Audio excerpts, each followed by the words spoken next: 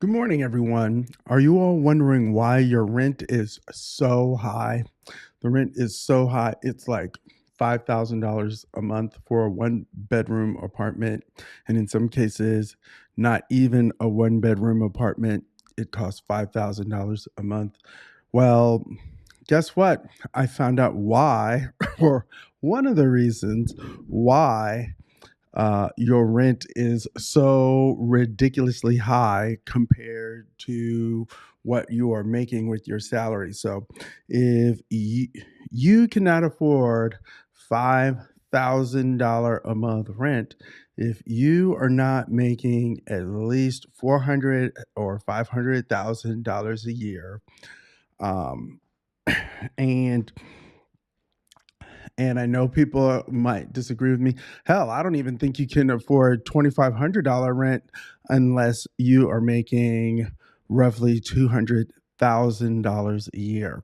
Because I believe that you should be able to afford rent comfortably. And the way I do it is 25% of my take home income. So 25%. So that's one half of one paycheck is the most that your rent should be if you want to be able to pay it comfortably. I like paying the rent comfortably. Not a lot of people like that, but that's what I would say. So, in any case, we have this company. RealPage, suing New York State. Yes, that's right. They are suing New York State because they believe that they should be able to help landlords collude to raise your rent, not only in Texas, but across the country. So here is the article here. RealPage sues to stop allegedly unconstitutional New York law banning free speech. So, and the reason why I put allegedly in front of it because it is constitutional. The monopoly laws that we have in the United States have been constitutional in the past, and so they think they're gonna. So, well, let's get into it. RealPage, a leading global provider of AI enabled software platforms for the real estate industry, announced today that it has filed a lawsuit against New York State Attorney General Letitia James, challenging a sweeping and unconstitutional statute that bans lawful speech and was prompted by an intentional campaign of misinformation and often repeated false claims about the company's revenue management software. Yes, I am. Oh, so it should be noted that I am responsible for spreading said misinformation, except that it's true information. They will use their software to increase the price to the highest possible point, and they will tell the landlords when they should take the property off the market or put it on the market. And so that's why it always looks like there's a 1% vacancy rate. But then you have some people on the ground saying, well, wait a minute, why am I seeing all these empty apartments, empty buildings everywhere? If the vacancy rate is 1%. So in New York City. And so that is where the disconnect comes in between some of the left wing perceived NIMBYs, even though they're actually probably mostly YIMBY, but they have some critiques of the YIMBY movement. And the YIMBY movement is can sometimes be a little bit delusional in that they think that any and all building at all costs is going to solve 100% of the homeless problem, 100% of the rent escalation problem or the rent price problem. And the bottom line is that building alone is not going to be able to solve policy issues. So policy. Damn it, policy. You can't, the market can't solve it alone. If the market could solve it alone, it would do it, but it can't. And so that's why you need uh, increased building, which you have to change policy to build. And then you also need policy to manage the buildings after they are already built. And in this case, let's read on to, this is RealPage's account. This is not to be taken as true information. This is to show their side, I guess. The multifamily industry deserves tools that support reasonable operations, informed decisions, and better outcomes for residents, said Dirk Wakeham, RealPage president and CEO. This law denies housing providers access to lawful analysis and information that helps them meet the needs of their communities. This misguided effort to manage rental prices tramples on RealPage's First Amendment right to offer advice and recommendations, said Theodore J. Botris Jr., a partner at Gibson, Dunn and Crutcher LLP and counsel for RealPage. New York legislators should propose real solutions to housing affordability issues instead of banning constitutionally protected free speech. RealPage is seeking a judgment and injunction against a recently adopted statute that seeks to prohibit the use of math and publicly available information to provide advice or recommendations to RealPage's customers who own and manage rental housing properties. Among other things, the statute seeks to ban software that uses public data about rental or lease terms to advise or recommend market-appropriate rent prices for rental housing properties. New York Governor Kathy Hochul signed the bill enacting the new statute on October 15, 2025, following an increasingly common misinformation campaign espousing demonstrably incorrect and misleading information to encourage the passage of laws that would do nothing to improve housing availability or affordability. Instead, these inaccuracies and flawed assumptions result in bad policy decisions, such as an unconstitutional statute to threaten to disincentivize future development to address the housing shortage. RealPage's revenue management software contributes to a healthier, more efficient rental housing ecosystem, according to RealPage. The unconstitutional statute, codified at New York General Business Laws, Section 340B, is set to go into effect on December 15th, unless enjoined by the court. So basically, they're trying to block the New York law that would block them from colluding to set your rent to a higher price. That's what they're mad about. So let's look at this law right now. Let's see what's so scary about it and why it is limiting free speech, or allegedly limiting free speech. Okay, here we go.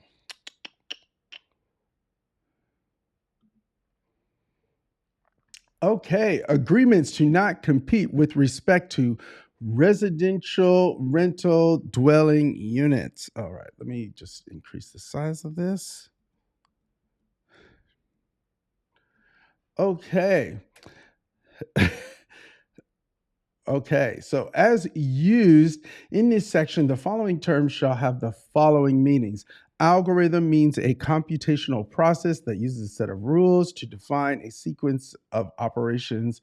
Algorithmic device means any machine, device, computer program, or computer software that on its own or with human assistance performs a coordinating function. Coordinating function means performing all of the following subfunctions, provided, however, that a product used for the purpose of establishing rent or income limits in accordance with the Emergency Tenant Protection Act of 1974 as amended, the Rent Stabilization Law of 1969 as amended, the City Rent and Rehabilitation Law, the Emergency Housing Rent Control Law, or an affordable housing program administered by a federal, state, or local government or other political subdivision shall not be considered to be performing a coordinating function. let's see here. Colle- Um, Okay, I'll read this. All right. Collecting historical or contemporaneous prices, supply levels, or lease or rental contract termination and renewal dates of residential dwelling units from two or more residential rental property owners or managers, provided that at least two such residential rental property owners or managers are not wholly owned subsidiaries of the same parent entity or otherwise owned or managed by the same residential rental property owner or manager, analyzing or processing the information described in subparagraph uh, one of this paragraph using a system, software, or process that uses computation, including by using that information to train an algorithm and recommending rental prices, lease renewal terms, ideal occupancy levels, or other lease terms and conditions to a residential rental property owner or manager. Residential rental property owner or manager means any individual or entity that owns or is a beneficial owner of, directly or indirectly, in whole or in part, or manages one or more residential rental dwelling units in New York State. It shall be it shall be an unlawful violation of this article for a person or entity to knowingly or with reckless disregard facilitate an agreement between or among two or more residential rental property owners or managers to not compete with respect to residential rental dwelling units, including by operating or licensing software, data analytics service, or algorithmic device that performs a coordinating function on behalf of or between and among such residential rental property owners or managers. It shall be considered an unlawful agreement in violation of this article for a residential rental property owner or manager to knowingly or with reckless disregard set or adjust rental prices, lease renewal terms, occupancy levels, or other lease terms and conditions in one or more of their residential rental properties based on recommendations from a software, data analytics service, or algorithmic device performing a coordinating function. Nothing in this section shall impair or limit the applicability of any other part of this article or any other state law. MB effective December 15th, 2025. All right. So, yes.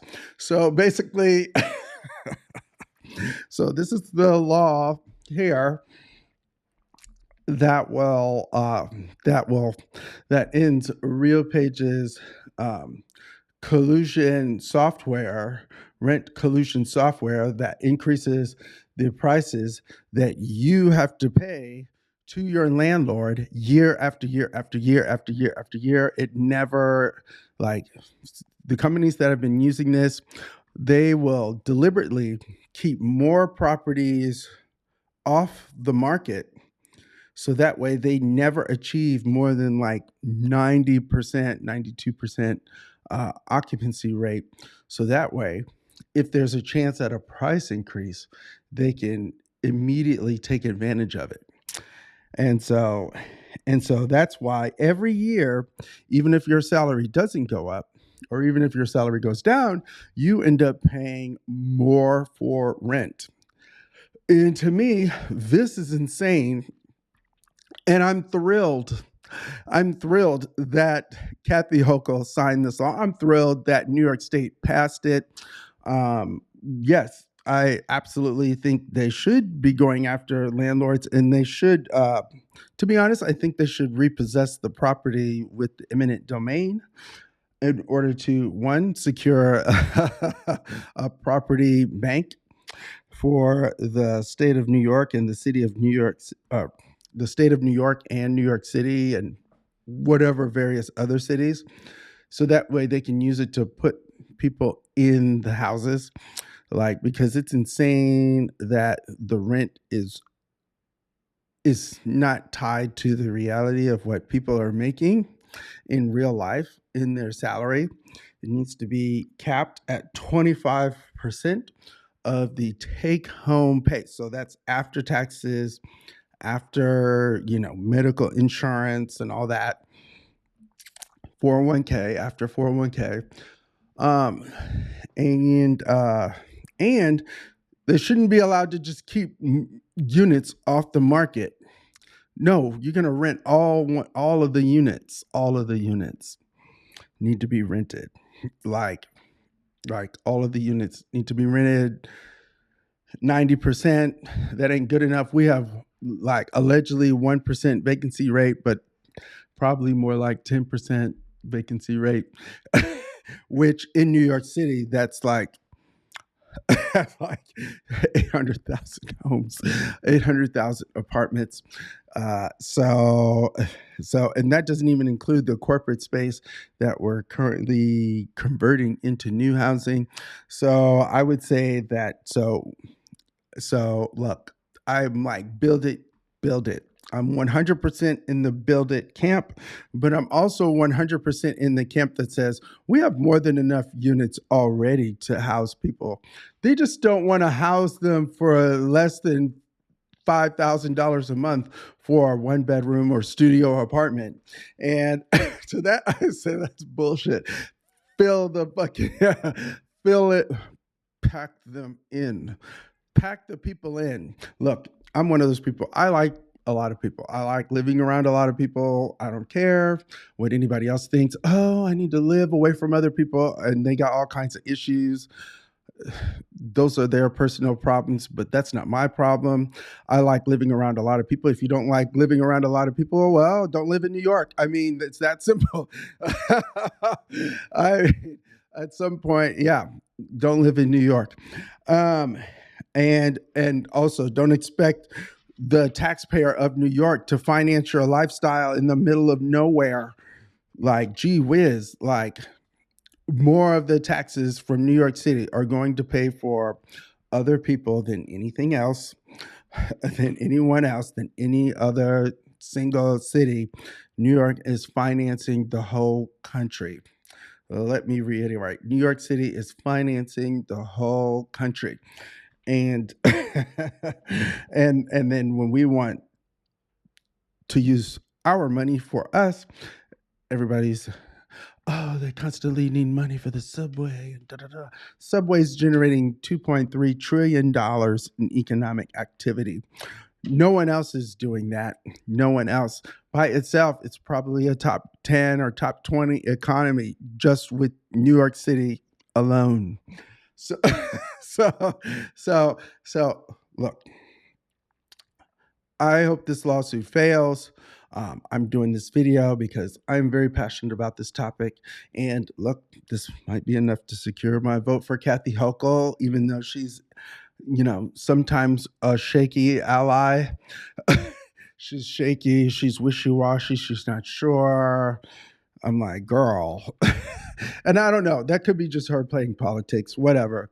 But I definitely am more positive about her in learning that RealPage has decided to sue New York State because I didn't even realize they had passed this law, even though I was advocating for them to do something along these lines. I think that this is not a free speech issue.